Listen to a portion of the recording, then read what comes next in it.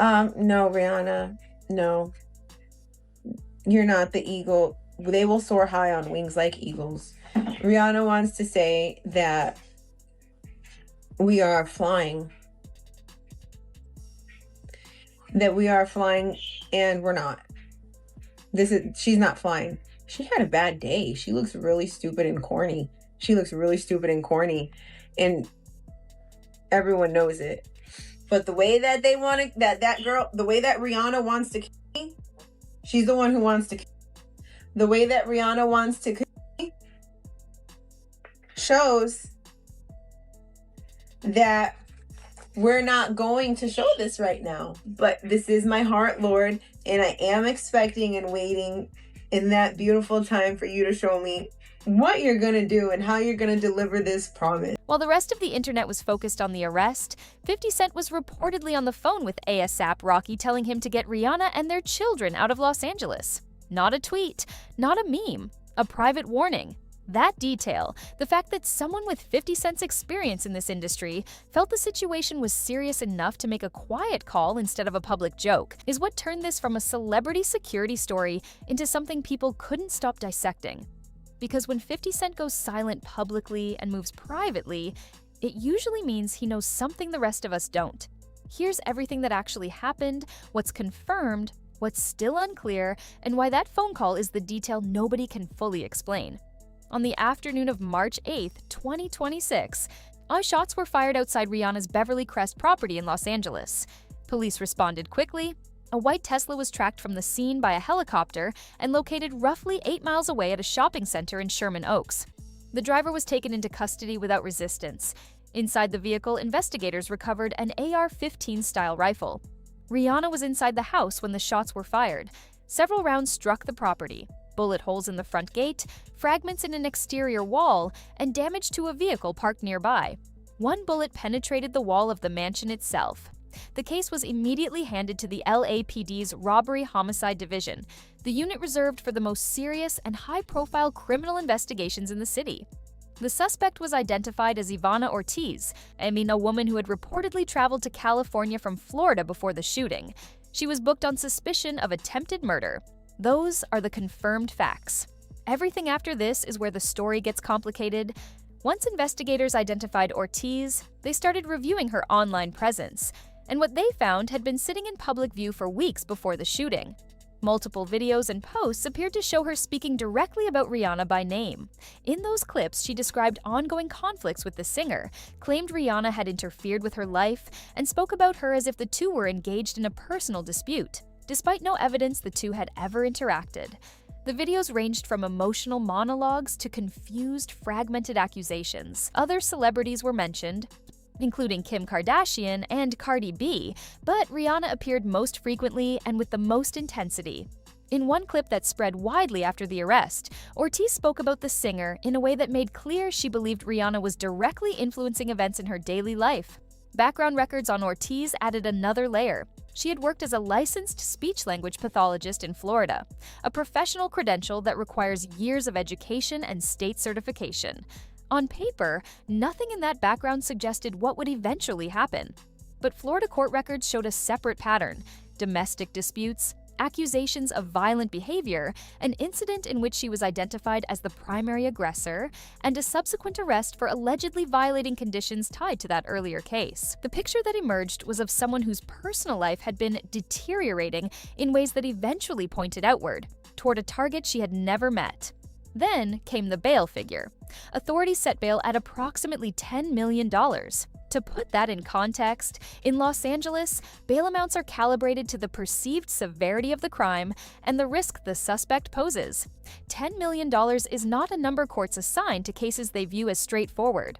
It's a number that signals prosecutors believe the case involves serious danger, serious planning, or potentially serious details that haven't been made public yet. Legal analysts commenting on the case noted that a bail figure at that level for a celebrity-related incident typically means one of two things. Either the court believes the suspect poses an extreme ongoing risk, or investigators suspect the full picture of what happened hasn't been established yet. Neither interpretation made the situation feel smaller. That's the context in which 50 Cent's reported phone call to ASAP Rocky needs to be understood. According to sources inside the entertainment industry, 50 Cent reached out to Rocky privately after the shooting and told him to take Rihanna and their children somewhere safe. The recommendation, by some accounts, included leaving Los Angeles for a period of time until the situation became clearer. What made this detail land differently from a standard concern was the method. 50 Cent is one of the most publicly vocal figures in hip-hop. He has spent 2 decades turning drama into content. Memes, Instagram posts, sarcastic captions, public feuds conducted entirely in the open. When something happens in his orbit or in the broader entertainment world, his typical response is to make it louder, not quieter. The fact that he reportedly went private, no post, no joke, just a direct message to the man who shares a home with Rihanna, suggested he wasn't treating this as entertainment. People who have followed his career closely noted that this kind of behavior from him, the deliberate choice to go quiet publicly while moving privately, is typically reserved for situations he views as genuinely serious. Nobody has confirmed what specifically prompted that call, or what information, if any, he had access to, and his camp did not make any public statement about it. But the details spread quickly because it fit a pattern that people instinctively recognized. Someone with industry knowledge and connections behaving as if the public version of the story was incomplete. That response from 50 Cent is what pushed the conversation from disturbed fan to something broader. Investigators, according to reports, were examining whether Ortiz had acted entirely alone. The specific questions being asked included how she obtained Rihanna's address. Celebrity home locations in private Beverly Crest-style neighborhoods are not easily found through casual searching, and whether anyone in her communications in the weeks before the shooting had provided information, direction, or encouragement. Digital forensics teams were reportedly going through her phone records, search history, and message logs. Whether those searches turned up anything suggesting outside coordination has not been publicly confirmed. But the fact that investigators were asking the question at all was noted by people following the case closely. The motive question remains the largest unanswered piece. Celebrity obsession cases follow recognizable patterns. A person begins following someone online. The parasocial connection intensifies. The person starts believing there is a real relationship, or a real conflict, where none exists. Over time, the online behavior escalates. Warnings appear in posts and videos. Then, someone acts. That pattern fits what the available evidence shows about Ortiz. The videos, the escalating accusations, the decision to travel across the country with a weapon. It follows the trajectory of someone whose grip on reality had been loosening for months, visibly and publicly, before anyone intervened.